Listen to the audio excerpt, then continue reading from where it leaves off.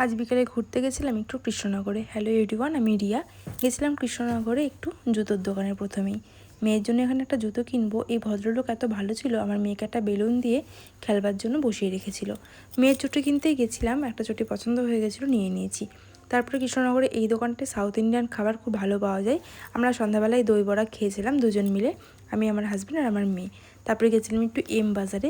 এখানে গেছিলাম আমার বরের জন্য কিছু কেনাকাটি করতে। আমার বর এতদিন কৃষ্ণনগরে পোস্টিং ছিল, বাড়ি থেকে আসা যাওয়া করছিল, এখন বনগাঁতে পোস্টিং হয়েছে, তাই ও কিছু প্রয়োজনীয় জিনিস কিনে নিচ্ছে, যেগুলো ও সাথে করে নিয়ে যাবে। যেহেতু ওখানে এখন থাকতে হবে, তাই প্রয়োজনীয় জিনিস ওখানে নিয়ে যাবে।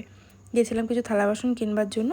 যা যা কিনবো ভেবেছিলাম মোটামুটি কেনা হয়ে গেছে। বাচ্চা নিয়ে গেলে না অনেক কিছু কিনবো ভাবি, কিন্তু একেবারেই সময় পাওয়া যায় না, প্রচণ্ড ডিস্টার্ব করে। তো ওখান থেকে বেরিয়ে এসেছিলাম এখানে স্মার্ট সুপার মার্কেটে। এখানে গ্রসারি কিছু জিনিস নেবো ভেবেছিলাম, কিন্তু ওই যে মেয়ের উৎপাতের জ্বালায় তেমন কিছু কিনতে পারিনি।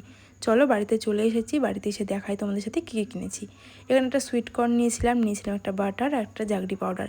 এই পাউডারটা কিন্তু আমার মেয়ে সেরেলাকের সাথে, সুজির সাথে বা রুটির সাথে গুলিয়ে খাওয়াই। ওই চটির দোকান থেকে মেয়ের জন্য এই হাওয়াই চপ্পলটা কিনেছিলাম বাড়িতে পরবার জন্য। ও যেহেতু এখন বড় হচ্ছে, ওর বাড়ির চপ্পলগুলো না ছোটো হয়ে যাচ্ছে, তাই এক জোড়া চপ্পল কিনে নিয়েছি। এই বিছানা ঝাড়া ঝাড়ুটা নিয়েছিলাম বরের জন্য, সাথে এই জলের বোতলটা, আর নিয়েছিলাম এই পা মোছার পাপোশটা। এগুলো সবই ও সাথে করে নিয়ে যাবে। আর নিয়েছিলাম বাটি আর থালা। তো আজকে ভিডিওটা ভালো লাগলে সবাই চ্যানেলটা সাবস্ক্রাইব করে পাশে থাকবে এরকম ছোটো ছোটো মিনি ব্লগ দেখবার জন্য। Thanks for watching.